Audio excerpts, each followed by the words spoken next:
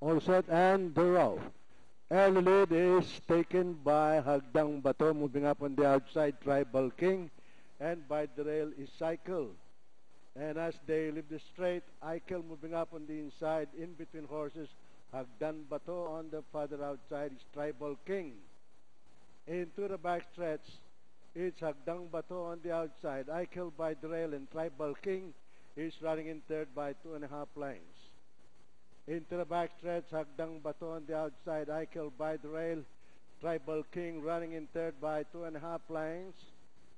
And at the mid-back stretch, it's Hagdang Bato by half length, followed by Eichel by the rail, and Tribal King on the outside in third. Nearing the far turn, it's still Hagdan Bato, Eichel running in second, Tribal King on the outside. At the far turn, it's Hagdang Bato by a length and a half, followed by Eichel in second, and Tribal King moving up on the outside. At the last bend for home, it is still Hagdan Bato entering now by 2 lengths, followed by Tribal King on the outside in second. On the inside is Eichel.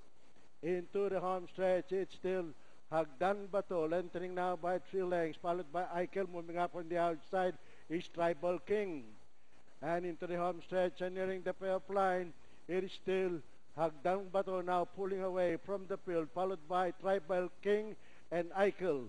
And finally, at the payoff line, the winner of the 2012 Pilracom Garnet 3, the horse of Mayor Benhar Abalos, Hagdan Bato, followed by Tribal King and Eichel.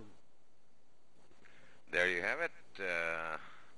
Si Hagdang Bato ang unang tumawid sa linya at parang tamang-tama sa kanya yung distansya, tamang-tama ang pagdadala. I would imagine maganda ang naging tempo niyan.